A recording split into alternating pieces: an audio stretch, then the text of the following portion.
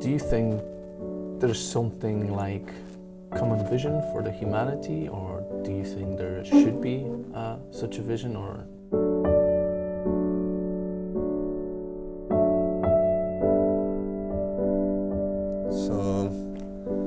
So I think that there's definitely common visions in humanity, and I don't think they're the same that the one it should be.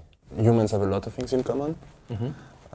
We have a lot of desire in common, a lot of needs in common. Mm-hmm. And so you can find that back in all humans, in humanity in general. Mm-hmm. We have to be more empathetic, in my opinion, obviously. Yeah, one of the biggest challenge for humanity is first to think as humanity, and not just first to think as a human or as as individuals. As exactly. Part of something. We have those different needs, and our judgment is made on shortcuts.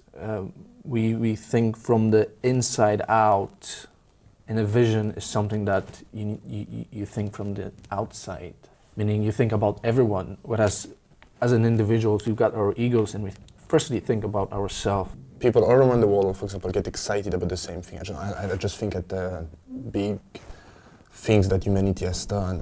It's hard to say, but I don't know why I think at sending a man on the moon or something like that. Mm-hmm. And it's funny because at this moment, it seems like people kind of forget the difference, and they're just happy for something else. Even if each of us, we want to have, I don't know, maybe more money or be more famous, then we use rules to kind of limit that. So it's a bit like when you're alone and you have to take a decision, you're gonna be selfish anyway, I think. But when you decide together, then you kind of force yourself and force the other to do something that everybody is happy with it, you want the other one to do. We're measuring sort of the wrong thing, like the money is the happiness, not the, obviously money gives you happiness if you're poor. Like, if you have nothing, you get $1, and for that $1 you can sort of buy yourself a food. The amount of happiness or whatever the need, the very basic needs you're getting from it are far more than if you're getting that when you have 2 million, you know? It's the happiness that should be measured. The problem with that is just like, how do you measure happiness? It's like for one person it's like their kids, for another person is to a career, like to sort of those different needs that are being sort of pursued, and the weighting of each of those needs is different. There's something about happiness that to be happy, you need to be unhappy. Because how do I know if I'm happy if I've never been unhappy? So there has to be degree of unhappiness. Happiness seems to be just a technique to make us do things. What biology makes us do is that we want growth. We want to have more all the time.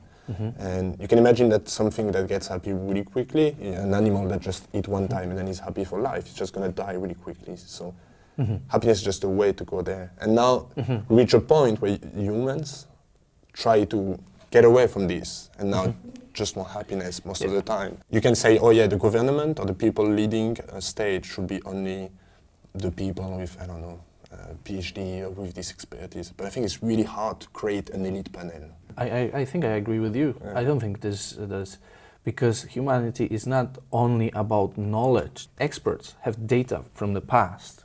They don't have data for the future. So they make mistakes, and for that reason, like this is the one reason why experts cannot be in charge of anything, because there's a fallacy in their decision making. Often what we have seen in history is that when you give power to one or a small group of individuals, they're gonna use this power at one point. If you're in power, you have this sort of those ego. You bring, people are sort of, okay, he's a leader. You sort of forget why you were in that position. You just want that ego to be nurtured. We can't expect it from one person to know how it's done, everything. Sometimes, some fields, to gain in one field, you need to compromise the other. And so again, your values cannot be consistent in every sort of field. I feel like it comes to this idea of a group will always be wiser than one individual. And I think it's totally the case, because nobody can know about everything. And it's going to do mistakes. And we learn from mistakes. If you always hear at the top, you don't know mistakes of people who are doing Yeah. here. You're Yeah, exactly. detached You can from never- it. Yeah. We have to cooperate to build bigger, better things, but that means to do it better, you need to be a specialist in very narrow field. Yeah.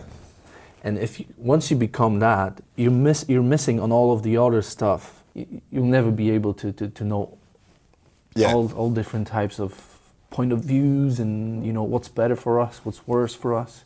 If you're too close to the problem, you might not be the person who can fix the problem because you're too attached to the problem. involved. So for that reason, you need external people to decide for you.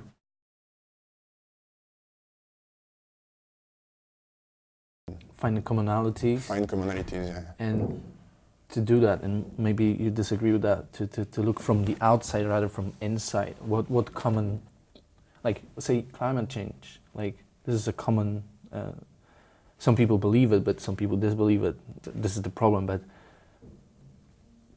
can we really, if I disbelieve it, can we really gamble on that? Yeah. It's a gamble to, what if it's like, if it's 50-50, what's bad can happen, and it's my kids. Can we really gamble on that? So I'd rather assume it's true and do something about it now.